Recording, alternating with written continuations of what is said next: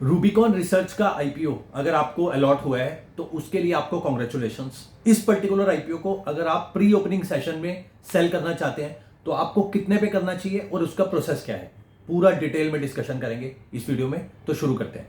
तो मैं आपको बता दूं 485 रुपीज का जो इसका प्राइस है उसके अगेंस्ट में अभी का जो ग्रे मार्केट प्रीमियम चल रहा है 25 से लेकर 27% के आसपास है। उसके हिसाब से देखा जाए तो 125 रुपए के आसपास की जो है ग्रे मार्केट प्रीमियम है। 485 में 125 रुपए जोड़ेंगे तो 600 से लेके 610 रुपए के आसपास की लिस्टिंग होती हुई दिख रही है।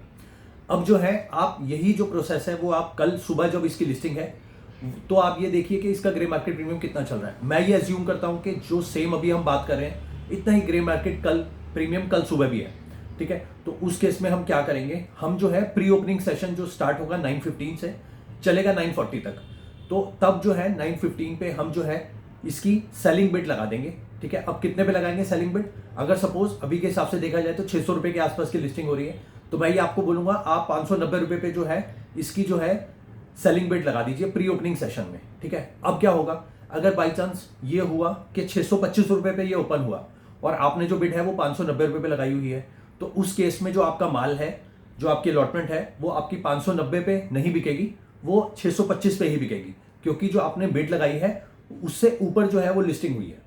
अब हम रिवर्स केस सिनेरियो की बात कर लेते हैं।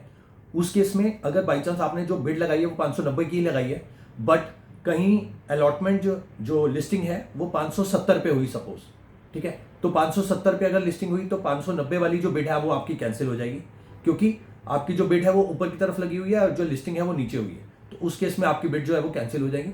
फिर जो है नॉर्मल जो ट्रेडिंग स्टार्ट होगी 10 बजे, उसमें जो है आप जो है उस पर्टिकुलर आईपीओ की नई तरीके से बिड लगा के उसको सेलिंग कर सकते हैं।